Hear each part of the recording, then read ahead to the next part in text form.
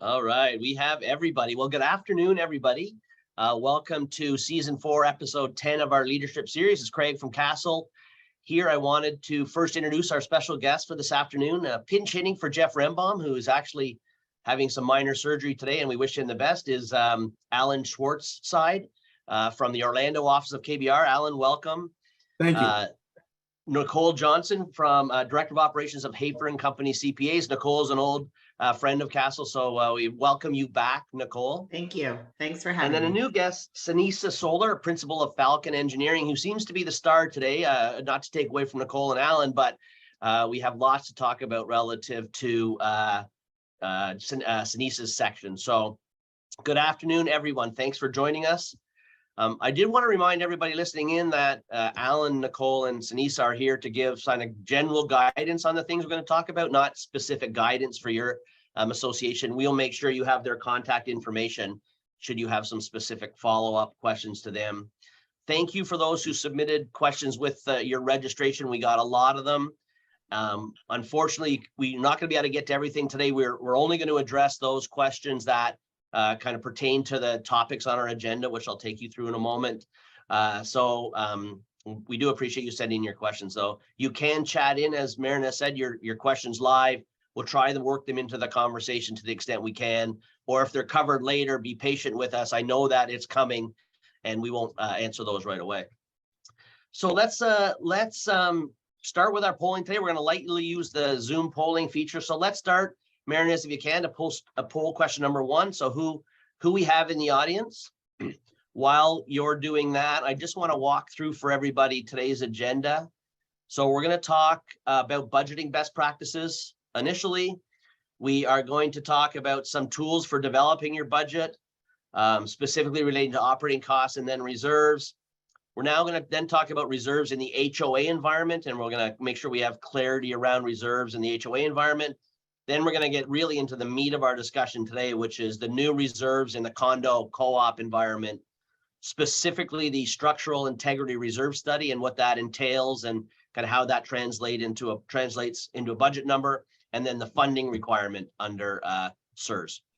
And then to the extent we have time, and I don't think we'll have an open Q&A. I do like to keep these webinars to an hour. We have a lot of material today and we don't want to run through it. So we may be go over a little bit.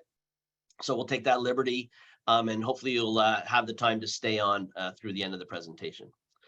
So, Marinez, can we show who's in the audience before we go any further? Let's show this to everybody. So we have about 35% HOAs and 65% condos and co-ops. So that's about what we would normally see, and probably pretty much about what we expected. So jumping in, we spent the last 2 webinars talking about legislative updates, boring, like it was no fun. So we're now going to move into what us accountants love, which is budget time of year. So that's on the list for today.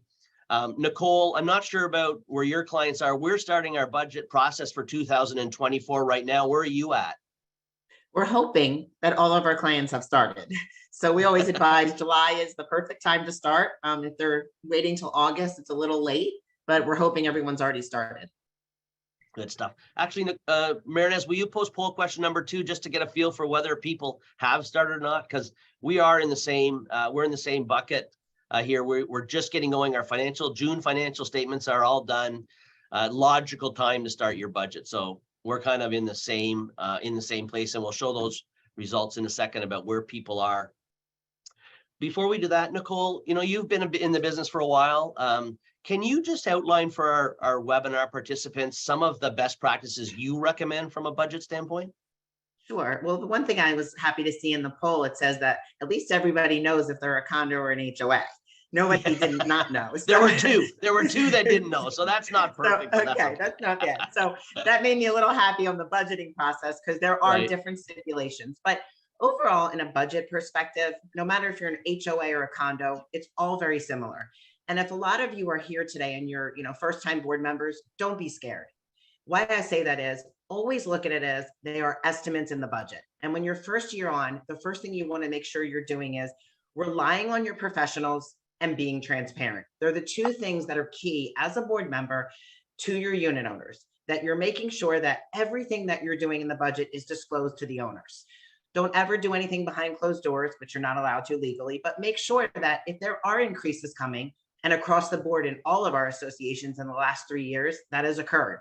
The more board members that educate their owners, the less you have people coming upset at board meetings because they're being aware of what's coming. Are we having to fund reserves? Do we have major projects coming? Where is our insurance? Have we reached out to our insurance agent? As we all know, that's been the highest increase in all the budgets for the last 2 years. So educating those owners, how do we go about funding that? Making sure there's transparency. Other side of it is making sure reaching out to your contractors.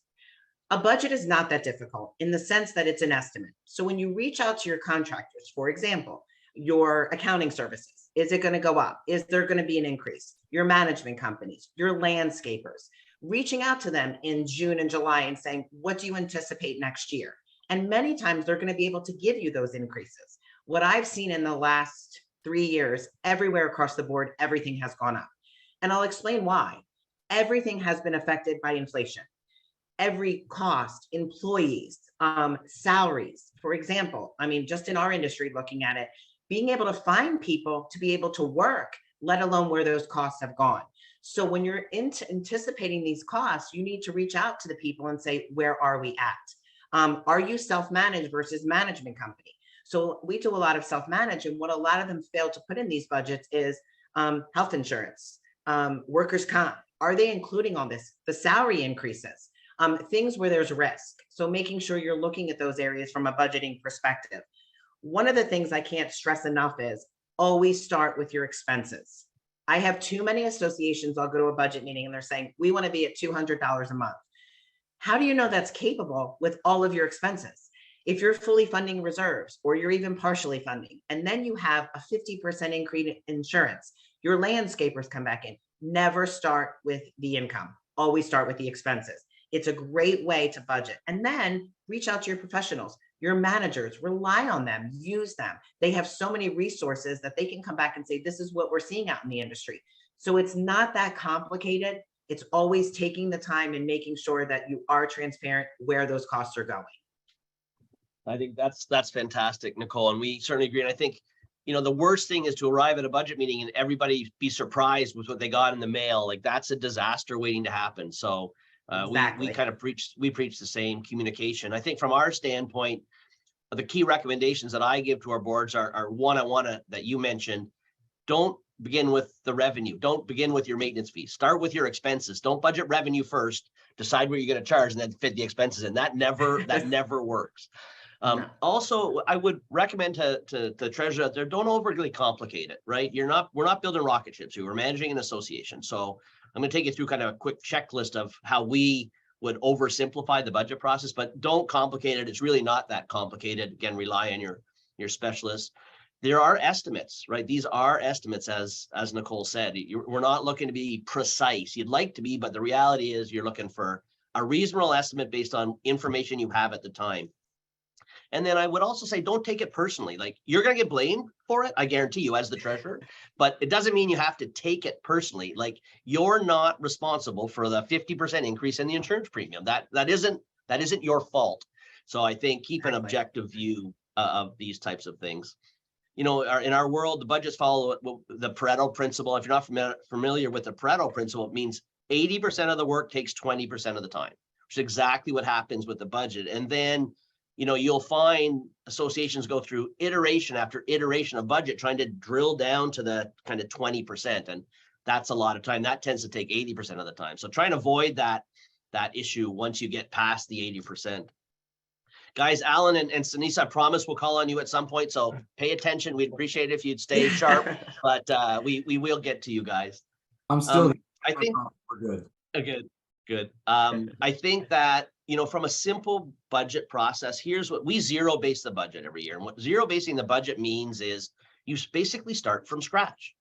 And if you start from scratch and you overlay your contracts, right? Security, access control, cable, landscaping, management. If you put those numbers in the budget, you're going to take a big chunk. Those items cover a lot. Add personnel to the extent you have personnel. right? In Florida next year, the minimum wage is going to $13 in September 24. So consider that. The market for labor in Florida continues to be out of control. What are you going to have to pay your folks? What are you going to have to increase? Probably somewhere between 5 and 10%, depending on where you're starting and where you want to be in the marketplace. But you have to lay those personnel costs down. Insert your insurance estimate from your insurance agent. Don't guess. You have an expert. You have a partner in this battle, and they know the market. You can read the paper, and insurance could be going up 50% to 200%. Talk to your insurance agent, get their kind of best guess.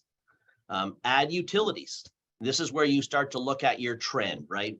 Your 12-month trailing trend of what your utility expenses are, FPL, water, and sewer. They publish what their increases are going to be. So take your trend, add the increase. Likely your consumption isn't going to change significantly. So plop in your utility number. Then you look at trends again for repair and maintenance budget.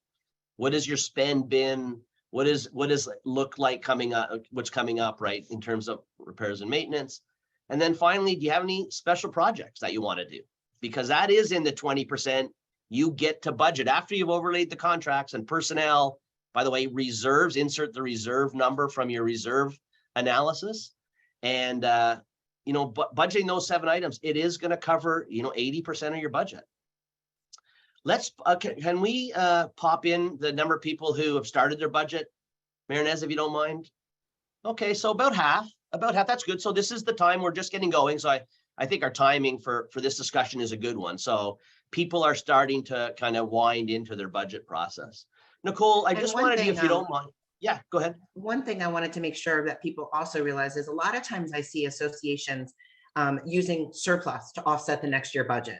And one of the things I just want to make sure I reiterate to all the board members is sometimes that's not truly surplus. And sometimes it's good to move it over into reserves if you're not fully funding reserves. Because when you're taking that and using it to offset the next budget, you're using basic fictitious numbers. You're using equity. And what's happening is then you're keeping your dues low. And it's really in a couple of years where you're going to have to increase them higher. So I don't always recommend doing that unless you have $1 million surplus that for some reason was left over from insurance proceeds or something like that. I recommend not using that to offset the next year budget.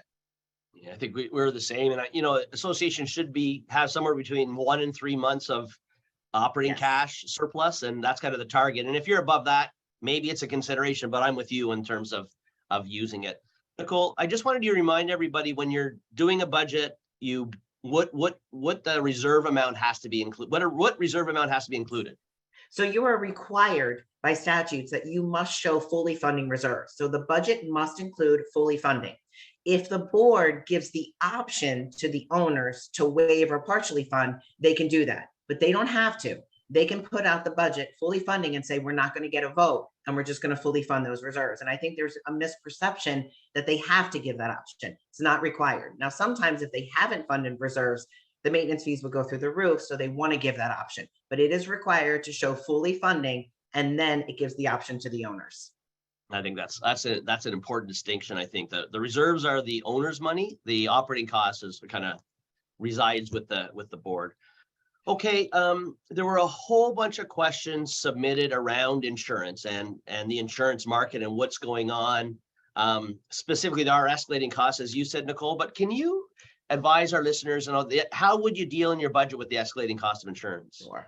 It's one of the hot topics, obviously, in budget right now. So the first thing is, did you reach out to your agent and they tell you what they anticipate the cost going to be? So if they're coming back and they're telling you in the market right now, it's 60 to 70%, don't turn around and put in the budget 20% because we know you're going to be short next year. So listen to what they're recommending.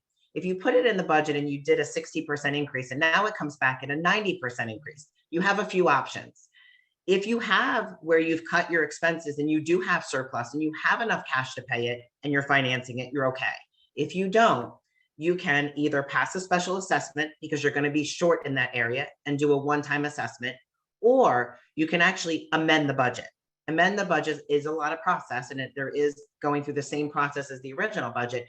But my concern is when I have board members that'll say, we would just want to special assess anytime the insurance is an operating cost. So it must be included in your operating budget. If you go over, and you have to pass a one-time special assessment. But what's happening is now those maintenance fees aren't accurate because that assessment is really a part of your operating. So that operating next year has to be increased. And people are saying, well, we don't want to increase, but the insurance is where it is. We know next year it's going to go up too. So those maintenance fees have to be in line with what those costs are going to be. So you have those two options, but I recommend every year, the insurance agents are pretty close to what they think those increases are going to be. Yeah, I think you don't be in denial, right? That's kind of your comment. If the cost is, if your insurance agent's telling you it's 60% increase, to your point, don't budget 20 and hope. Budget 60 and hope is the real answer. Okay, I'm gonna wake Alan up from his slumber in a second here. So Alan, we did get some questions, and there's still some confusion in the market around the limitation that a board is limited to a 15% increase in their budget. But can you comment on that, the whole 115% rule and how it works? And the legislation did change this year, so maybe you can give us an update. Sure, I'll do all that. Just real quick, I wanted to mention two quick things about the budget, but I didn't want to interrupt you guys when you were discussing it. With respect to a special assessment, you might want to look at your governing documents to see what you're actually allowed to levy that special assessment for. Because just to be safe, it may say you can levy a special assessment for X, Y, and Z that might not include that insurance increase. So before you just decide this is how we're going to do it, just be careful and make sure that that's something that the association's actually authorized to do. The other thing I want to mention that you guys didn't mention, and probably because it's a legal concept and it's my responsibility, but I want to mention the board's fiduciary duty when they're actually talking about creating a budget. It's the board's opportunity and the board's responsibility to ensure that that budget actually covers everything that they reasonably anticipate it's going to cost to properly maintain and operate the community throughout the course of that next year.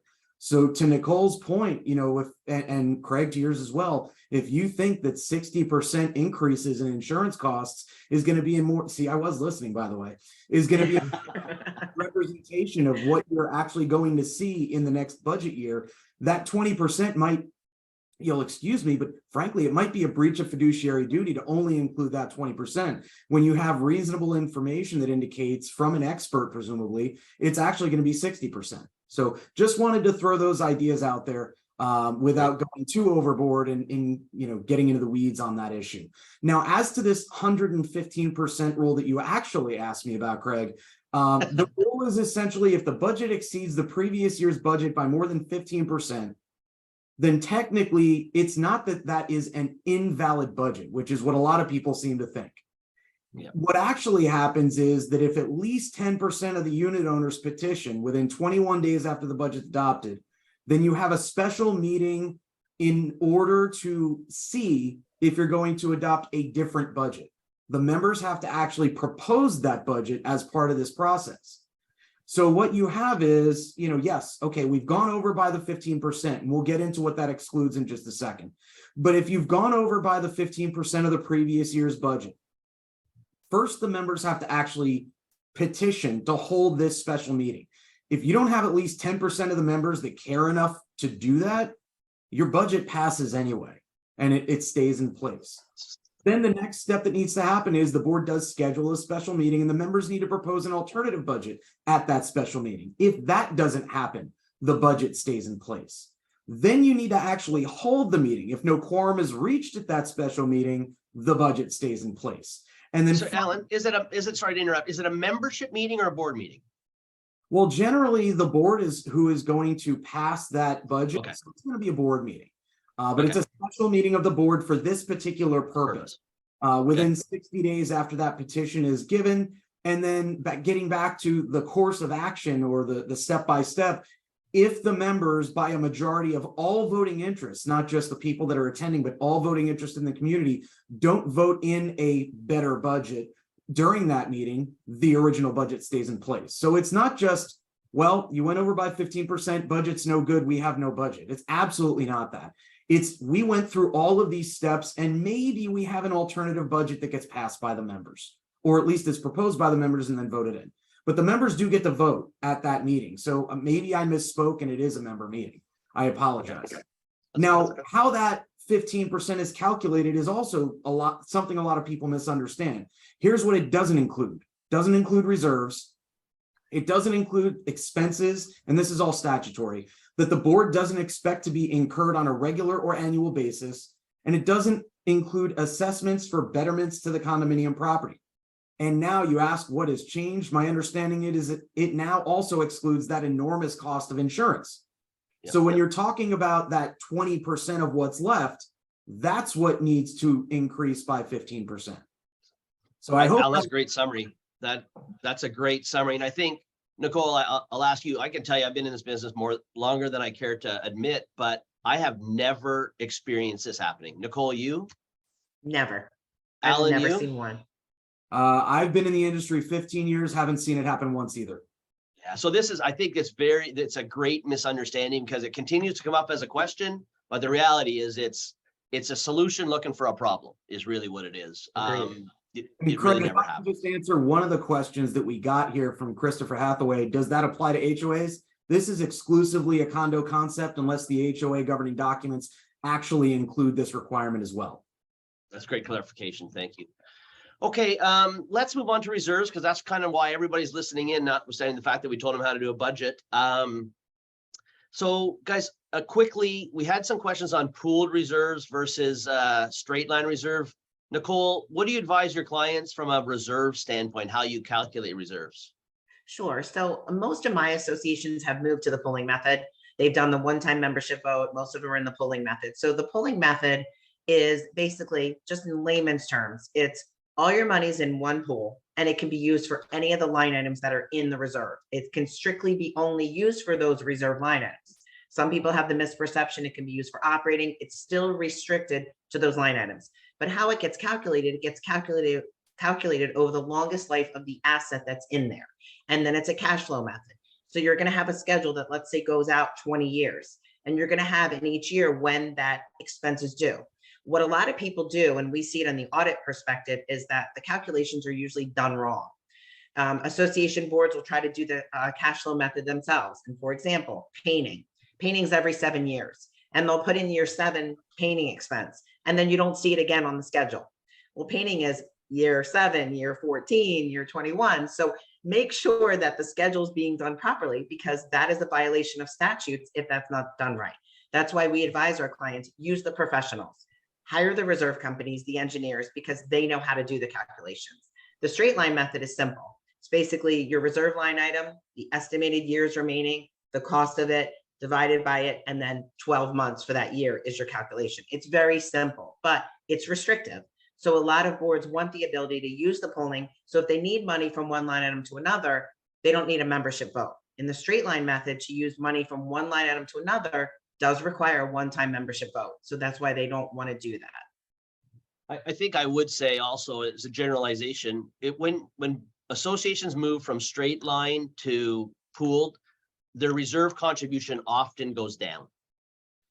And so, one of the questions we have submitted a lot is how I'm going to have these big increases in insurance, everything's going up. What are my mitigation? How can I mitigate those increases? And one of the things to do is really look at the funding method for your reserves and what you want to do. Okay, let's I want to go through, so let's go through some specific reserve rules. Alan, I'm going to ask you to clarify for us, and then Sinisa, we're going to get you to jump in and talk about actual reserve study. But Alan, firstly, let's talk about HOAs. Are reserves required by legislation for an HOA? Legislatively, no, they're not required at all in an HOA. The only real ways that you establish a reserve in an HOA is by member vote in your governing documents, or if the developer created them. Other than that, you really don't have to have any reserves at all. I'm not saying it's not a good idea to have them anyway, but they're not required. You might just add that into your budget and not have a reserve that is restrictive as to how you can use those funds. Okay, and then, so if you don't have to have reserves, clearly you don't need a reserve study to support them. Now, what about the waiver process of reserves for an HOA? Is it all similar to a condo, or is there a process for an HOA to go through to have the members reduce the reserves? It's similar, but it's actually a lot easier. So whereas in a condo, at least until now, it's been that the members have to have a majority of all voting interests vote to waive or reduce reserves. In an HOA, it's just a majority, a quorum at a member meeting. Good. Okay, simple. HOA is very simple from a reserve standpoint. We also advocate for having reserves. And the best time to start is early in your life as an HOA. So, but definitely we're advocates of reserves. Let's get on to condos because it gets a little more complicated now. So until recently, condos didn't have to complete a reserve study. That's correct, right? The law didn't require them to have a study. It was never statutory that you had to have a study. A couple of the municipalities were requiring studies, milestone inspections and things like that, but there was never any specific content or anything like that. It was just, well, you need to have a study done. So yes, correct. Okay, so now that changed recently with the new legislation. So tell us what happened and specifically who now has to complete a reserve study. So it's essentially almost everyone. There are a couple exceptions as to who needs to get these studies done, but it's anyone with a building that is governed by the condominium concept that is 3 stories or higher really needs to get this done. It's pretty straightforward. There are a couple exceptions here and there that we might get into later, but bottom line, it's almost every condo and co-op in Florida. Okay, so fair enough. So almost every condo, I think that's important. What I wanted, Sinisa, you've been very patient and I appreciate it.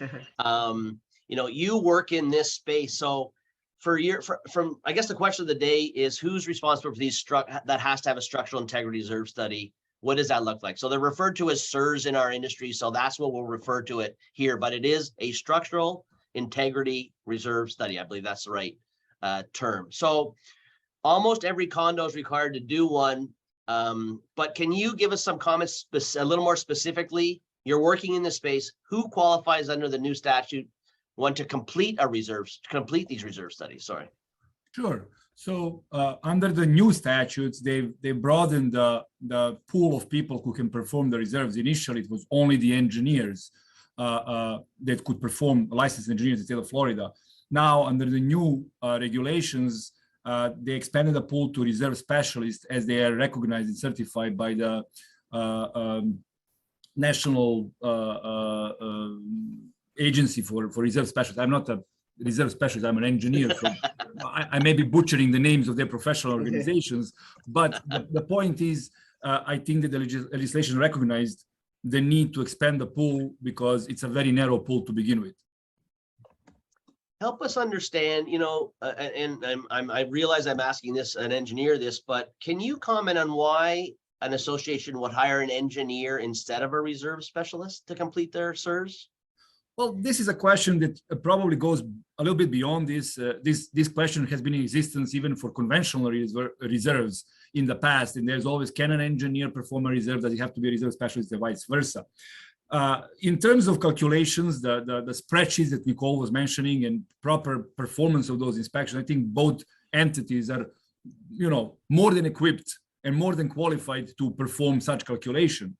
I think that, and again, I'm biased, so please, the benefit of hiring an engineer comes from a perspective that an engineer, while performing the inspection for a SIRS perspective, or, you know, structural integrity reserve study, could evaluate better possibly the remaining lifespan and the conditions equipment, or could determine that there is existence of conditions that could be maybe critical and need to be addressed immediately, and, you know, help the building address some of these issues while performing the structural integrity reserve study.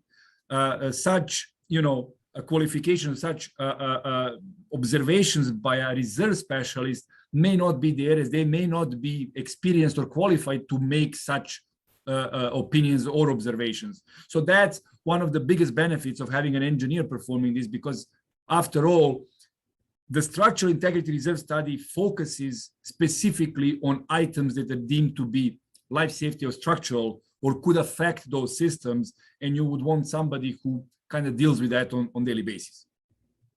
I think that's a great summary. So we now know you have to have on almost all condos, and I think the rule generally is greater than 3 stories or higher, right? I think that's the general rule. There are some little exceptions, but not material to this discussion. So we have to do one.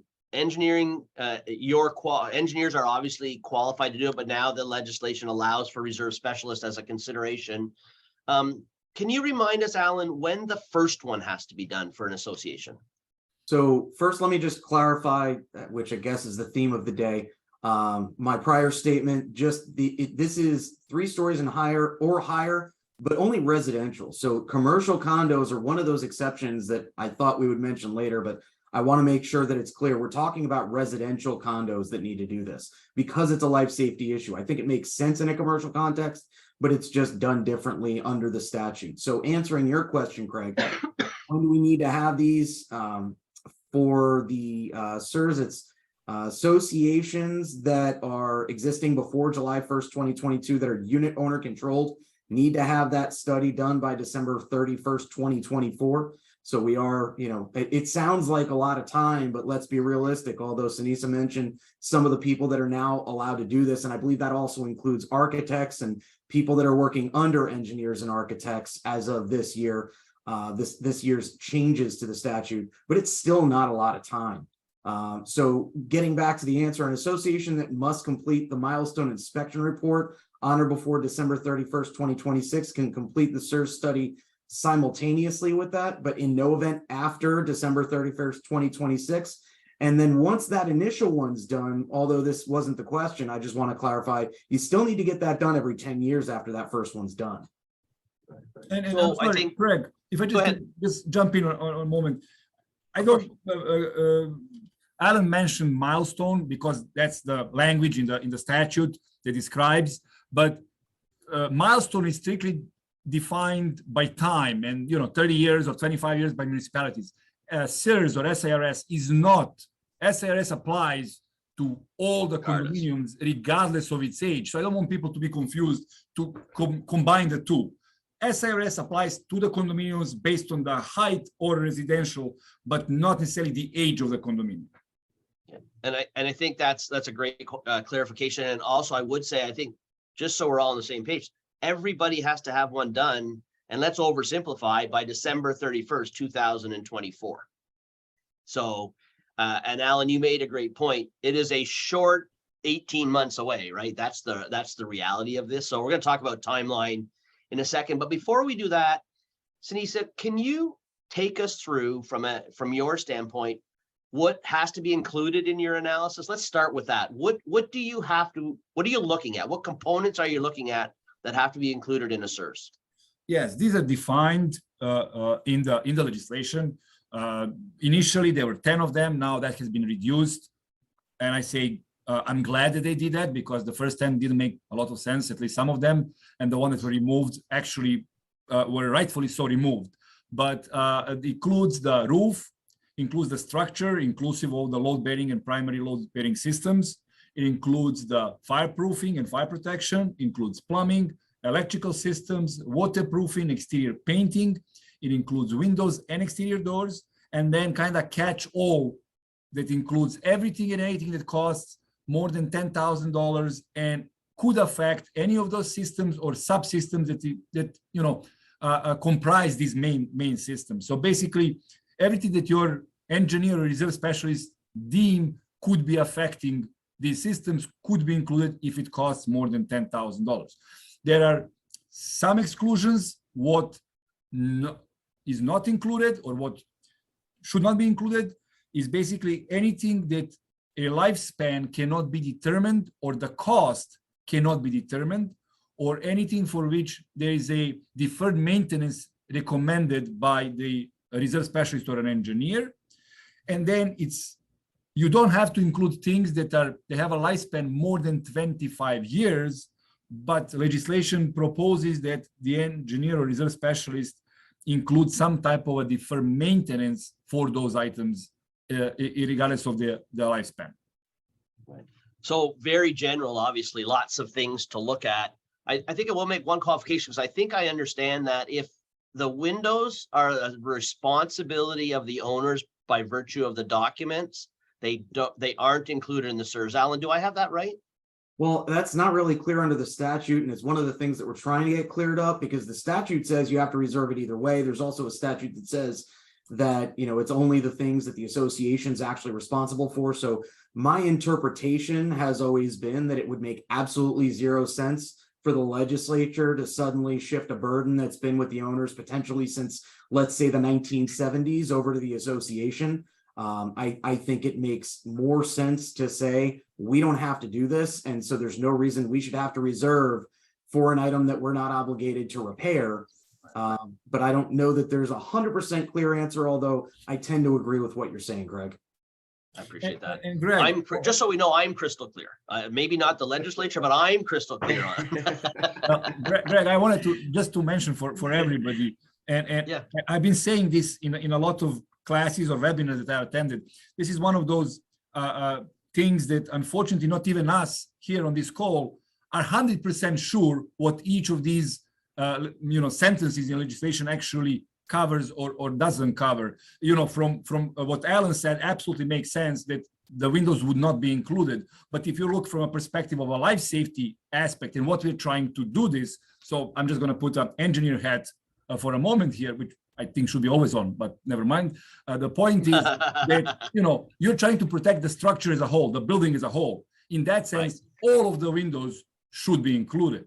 So I think that you're right. I think that this applies only to common element or windows controlled by the association. But I'm just saying from a perspective of protection of the property, it would make sense to cover all of the openings.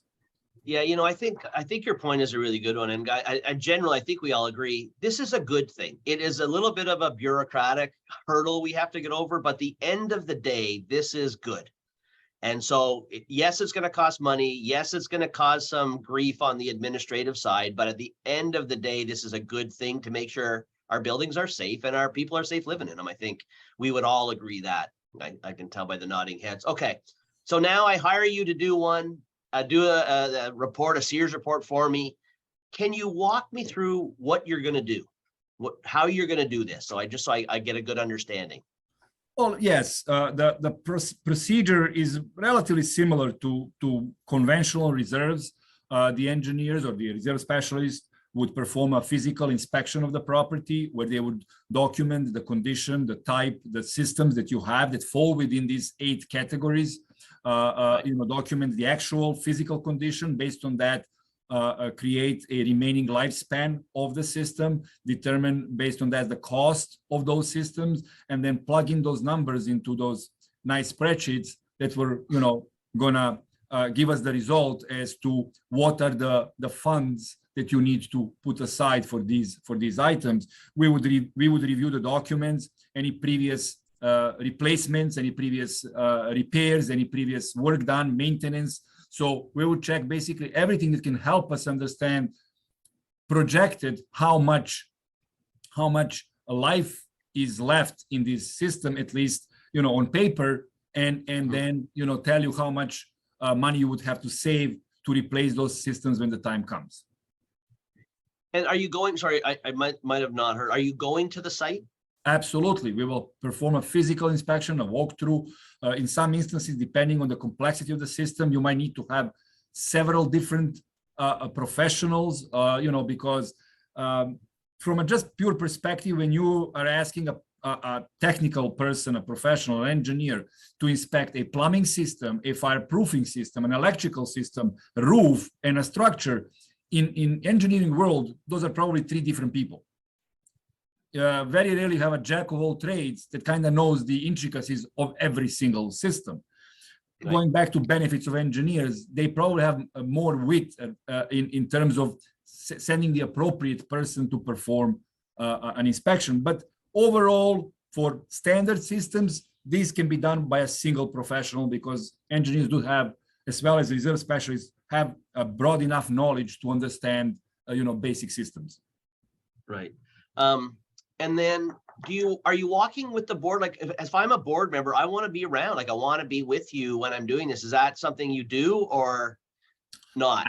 Us personally and professionally have no problem with that. I will tell you, a lot of time board members do have intimate knowledge on the building, on the systems, can offer valuable information as to when certain systems have been replaced, maintained, rehauled, which can allow us to produce better results. I think you're also missing the point that they're all experts in everything. So they can actually guide you when you're doing, I'm kidding, of course, when you're doing a report. Okay, so I want to just go back. So that's what you cover. That's fantastic. Do you include an estimate of inflation? Because I believe that the statute now allows for including an inflationary factor in the calculation of your reserves. Yeah, before I answer that question, I think I want to cover just one thing. And I think Nicole mentioned it at the beginning when she said that the budgets are estimates. And I think that's critical for SIRS as well, that these are estimates. And I don't think that anybody should be looking at this like it's a done deal. And whatever the reserve specialist tells you, an engineer tells you, that's how much it's going to cost and not a cent more or less. These are best guess estimates based on the assumptions of the condition of the system, the information received about the maintenance, and the current cost of those systems. Now, with legislation allowing to include inflation, which I believe wasn't allowed before, now when you include the inflation, you can give people better assumption as to what the cost of that system is going to be in the future as well. But that inflation is going to have to be assumed based on some empirical data, based on some historical data as to progress of inflation. But if we have situation like 2021, 2022 happening, and inflation goes for what we call 3% to 12 or 14%, there is nobody who's going to be able to estimate or foresee that happening. So just as long as everybody understands that inflation is going to be counted for, but it's not still going to be something that is going to give you the exact number of the cost in the future, yes, it's going to be included. Yeah, I thought you shared a great example yesterday when you projected that the painting of a building would cost 500 grand and something happened and it was 700. They blame the engineer because they missed the estimate. But to your point, these are estimates like a budget. So I think that's a great point. Okay, so we include inflation. We're working on the report. Can you comment on the concept of full funding for us? Because there is some confusion in our world about the full funding of reserves, which is required by the legislation. And yes, I think that's very important to mention that as opposed to conventional reserves in the state of Florida, the SIRS cannot be waived and cannot be partially funded. What partially funded means, or at least meant before, is that the reserve specialist tells you, you need to, let's say, for example, fund $100,000 a year towards your reserves. And you, in a special meeting or special vote, I'm going to leave that to the attorneys to tell the procedure, you kind of say, well, listen, we're going to just put 50% of that in our reserves. Well, now you don't have that option anymore, not for SIRS. So for SIRS, if the engineer says, from now on, you have to put $100,000 from this point on, or from the next year's budget, you have to put $100,000. That means from that point on, you have to be putting $100,000 going forward. There is a little bit of a confusion as to that the full funding means that if I didn't fund any reserves up until today, that I kind of have to play catch up and have whatever I missed for the, let's say, previous 5 years, I didn't fund anything. I have to put that money today or the next budget season. I have to put that money into my reserves the previous 5 years as my starting balance. The interpretation, I think it's wrong. The idea of full funding is to have enough money to replace the system when the time comes to replace the system. Whether you're going to catch up and then fund less, or you're going to start from zero and fund more going forward, are two viable options. But by no means is one of them mandatory and the other one not.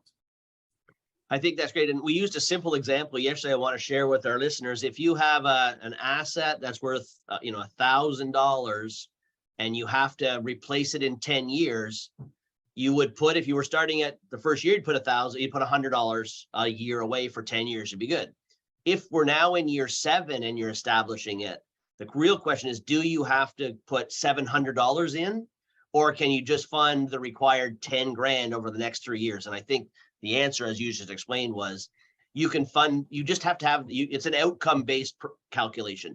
You have to have $1,000 at the end of 10 years. Frankie, you can do it any way you want, but the best, I think our recommendation is going to be to avoid the surprise of the $700, special assessment, whatever, fund it a third a year for the next 3 years, and then you're in a good spot. Nicole, do you agree? Yes, absolutely. Both options are viable and both options are fine from an accounting standpoint. Okay. Another thing to point out is when Yep. you have this situation that you are anticipating a useful life, that's also an estimate. That's a So great point. it Yep. may not be a bad idea to have more available early on. I'm not saying that that's required by any legal means, but it's not a bad idea to start funding early, just because let's say you've got an estimated useful life of 3 years. Once you start funding that, well, all of a sudden in year one, at the end of year one, this component dies. Well, now all of a sudden you've got no money to actually fund the repairs, the replacement, whatever it may be. So I agree that you've got multiple options here, but I wouldn't necessarily just look at what is fiscally easier as the end all be all solution. That's a good comment. I agree. Okay, so now we're going to do the reserve, and there's two big topics we want to cover, and one of them is how we move from our current state for reserves to our new SEERS state reserves. But before we get there, Sanisa, the opening reserve balance is a key factor in your analysis, right? From a SEERS standpoint. So what assumption are you making as you do these reports with respect to existing balances? That's a very complex question, and we had a lengthy discussion about that. Yeah, thank you. I'm going to, rely here on Alan a lot and Nicole in terms of legal and accounting procedures. But the first thing is the legislation isn't clear, but I think it opened the room for the SIRS to be pooled. Before, in SB4, I don't think that was even allowed, or the interpretation overwhelmingly was no, you have to go straight line and that's it. Now it seems like that the window has opened that you can pool the SIRS. The caveat is you have to pool only SIRS. You cannot include a non-SIRS component into the pool of SIRS components, which means the first decision is going to be what funding method are we going to use. So for obvious benefits, and Nicole mentioned some of them, I would also recommend pooled reserves. I think it gives much more flexibility to the association, better security. There is, numerous benefits, as well as investing that money and getting some interest on the money and accumulating money on that as well, which can be also calculated into the reserve as additional income. But the point is, if you don't have previous reserves, it's easy. The starting balance is zero. So we start from zero, we go forward. Right. If you have component funding before and you want to proceed with the component funding, it's also easy because items are already kind of separated and each item has its own funds. So it's easy to establish what's a starting balance. The biggest challenge from calculation perspective, from accounting or from legal, I'm going to leave that to Nicole and Alan to explain what does that mean. But for us, the biggest challenge is if you have pooled reserves that combine SIRS and non-SIRS items, and now I need to extract the beginning balance because, for example, you had the roof and you had cooling tower in your previous reserves. The cooling tower is a non-SIRS item. So I need to take the money that is associated with the roof that you funded so far. If you have $100,000 in those pooled reserves, the portion of that money goes to the roof that I need to take out of that pool and establish a starting balance for the roof in an SIRS calculation. How do we get to that number is a little bit of a challenging issue. We can go by a total value of work. Let's say the roof is $1 million and the cooling tower is $500,000. So let's say 2/3 go to the roof, 1/3 goes to the cooling tower, right? That's one way of looking. But I can say roof, I'm going to replace in 20 years and cooling tower in 10. So I'm contributing effectively $50,000 to each item, which means they're half and half. So the money I collected so far, half goes to the cooling tower, half goes to the roof. So there is a little bit of a, you know, Well, algebra to be done there. yeah, But we can get that, you know, and that's going to be a very important discussion with the management and with the board as to what would be kind of the preferred way and where would they like to have kind of better allocation of funds. I think that's a great point, and I really wanted this to be an introduction of this topic. This is a rabbit hole that we could spend the afternoon going down, but it is very important. And again, why I wanted to introduce it is this is the next step. And again, 18 months is going to disappear fairly quickly. And this is an important distinction. And if I understand correctly, and Alan, you can tell me this, if you're taking a current pooled reserve that has both SEERS and non-SERS and non-SERS items, it's going to require a unit owner vote to move that money into a SERS pool. Do I have that right? I think that's the discussion we had yesterday. Generally speaking, I think the more conservative approach would be to get that member vote. And the reason is that if you're waiving or moving, using for another purpose, or reducing reserves, you need that member vote. The question is whether this qualifies. If you're just shifting funds rather than using them for another purpose, does that qualify as using them for another purpose? I personally don't think it does. But, you know, Sinisa made a bunch of excellent points with respect to this issue. And I think the safer course of action would be to get the vote, even if you might not need it, because then there's no question that you've done what's required. Okay. Okay. Well, I did say I wanted to have a quick introduction that we're gonna talk. I want to summarize, Sinisa, what you said to make sure my simple mind understood it. With respect to existing reserves, if you have component reserves, right?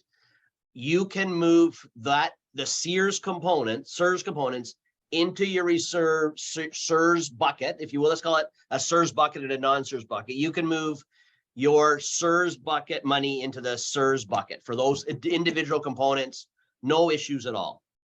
If you have pooled reserves and you have SERS and non-SERS items, it becomes, to your point, an algebra problem in terms of what is a reasonable allocation of that pool of reserves to SERS and non-SERS items. To the extent you can connect the dots to the SERS items, you can move that money where I think, Alan, you're suggesting a conservative approach is an owner vote. But how do you what's the algebra? And I'm no genius, but an algebra isn't a strength. So someone's got to figure that out and tell us. I think that's kind of where we're at. Nicole, I see you nodding your head. Do you agree? Agree 100%. And the board's going to have to be involved in that with what they're going to allocate.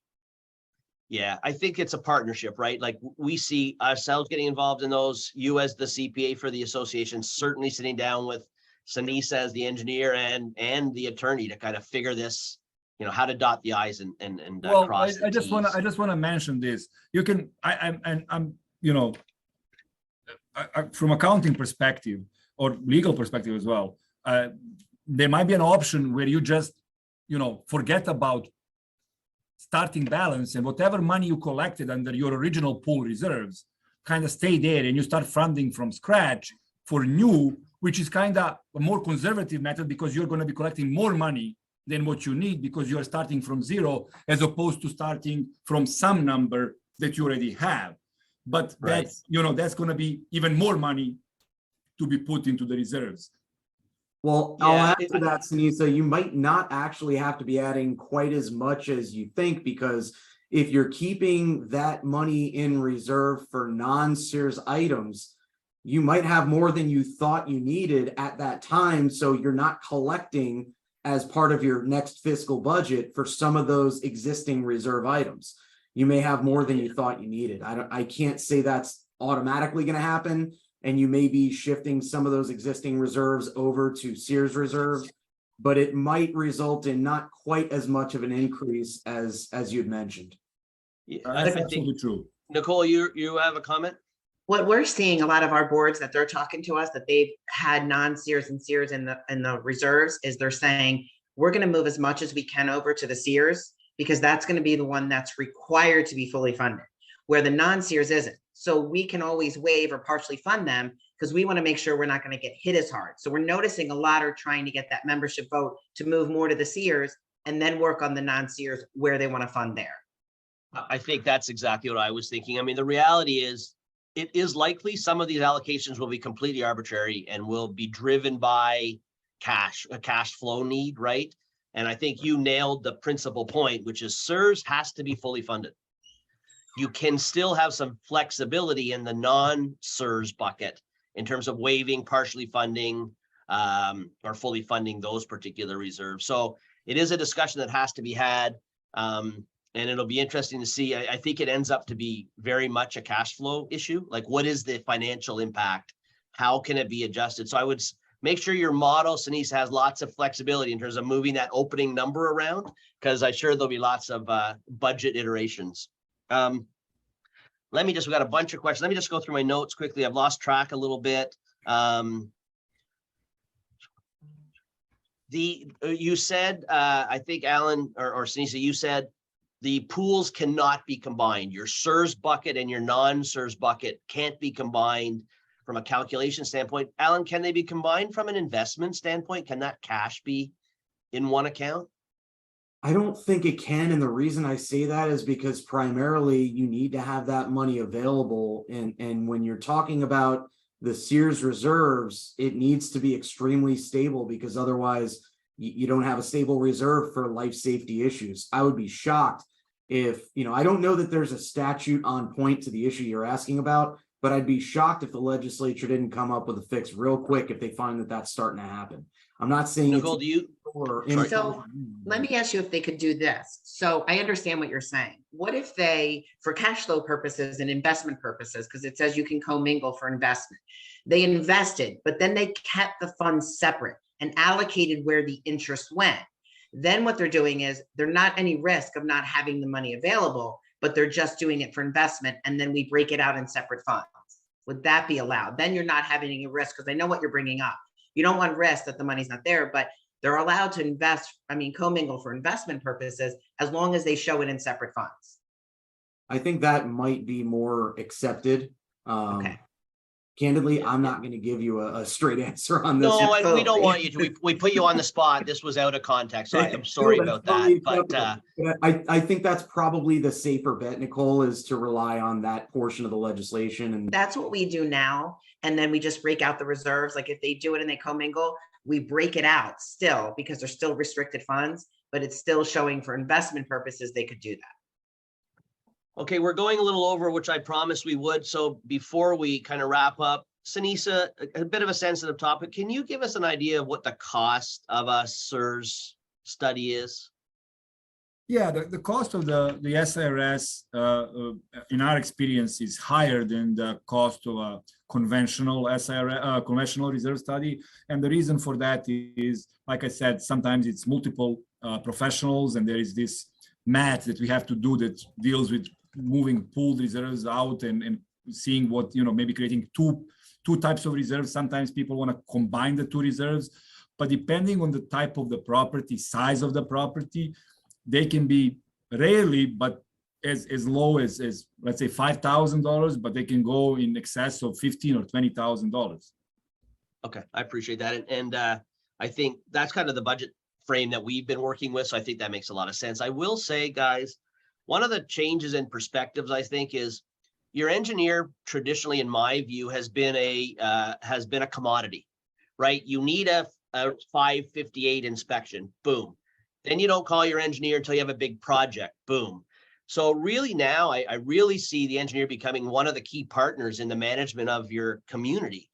And so, if you're looking for, this isn't a price game. This is having a partner that you trust. I think that's really what you should be viewing this situation as, because you're going to be in your backyard certainly every 3 years or every 10 years. But even more important, the structural issue is a real one. And I think, the inspection reports are really going to start to identify where there are issues. And as a board, you want to get in front of those. So I really see the context changing for the relationship with, you as an engineer. Do you guys agree? Would you guys agree with that? Yeah. Sinise, how far behind are you? Like, if I hired you now, when can I get my 2024 SERS? Probably in October. And that's if you hire me today. Well, we'll put your contact information we had lots of people on the call, over 700. So you may get your phone ringing, but I will say, guys, again, to Alan's point before, this is going to be a short 18 months. You're required to have one. I think there are very limited exceptions for not having your reserve study done. So I think, now's the time to start to be talking about it. Last point, I just wanted to, we've covered a ton of material, and I wanted to thank you all. I just kind of wanted to go through in my own mind, kind of a quick summary of where we landed here. So what I have is we're going to end up with 2 buckets for reserves, a SIRS bucket and a non-SIRS bucket. Each can be funded either from a component standpoint or a pool. We're pretty comfortable with that language. They can't be commingled, the pools. The SIRS bucket has to be fully funded for budget years beginning after December 31st, 24, I think is how the waiving, so you can't waive reserves after that budget year, which would normally be your 25 budget year. This funding must be supported by a structural integrity reserve study or by a SIRS. The non-SIRS bucket can be partially funded. Alan, I think the vote to partially fund reserves, non-SIRS reserves has changed. Can you just quickly touch on that? Yeah, I mean, it's still basically a majority vote of all of the members. Right. And I think in the past, it was the members at a quorum, right? Correct. So Yeah, members at a before meeting. 4D, that's what it was. And as of last year is when all of that kind of changed over. First, it was you can't waive at all, you can't remove at all, you can't reduce, and now it's a majority of all owners only for non-SIRS components. Okay, agreed. And then this all has to be fleshed out before you do your 2025 budget, just as a reminder to everybody. So did I miss anything drastic that we covered, do you think? No, I think you got Well, it. listen, guys, I really wanted to thank you. Fantastic information. So Alan, Nicole and Sinisa, thank you so much. We will look forward to working together with you. I will tell the listeners we didn't go deep dive on some of the reserve stuff. We may want to reconsider that in our next webinar. So watch for that. It's August 9th is our next episode. If you want to capture this one, it's on our website. I'm sure it's on KBR's website. Nicole, probably yours as well, but you can find the recording on www.castlegroup.com. Guys, any last words before we sign off? Just make sure you get it done. It is here and it's not going away. Yeah, and the consequences for not doing one are not pretty. So I would agree. Make sure you get it done. So yeah, I will anyway, mention okay. Not doing it is considered a breach of fiduciary duty by the board. So you definitely don't want to mess with that because that's individual liability that you're talking about. Yeah, your D&O doesn't cover you for that type of thing, just so we're all on the same page. Okay, well, again, thanks a lot, everybody. Have a great afternoon, and we'll catch up soon. Thank you, everybody who was able to listen in. Thank you. Thanks for having us. Thanks, everyone. Thank you.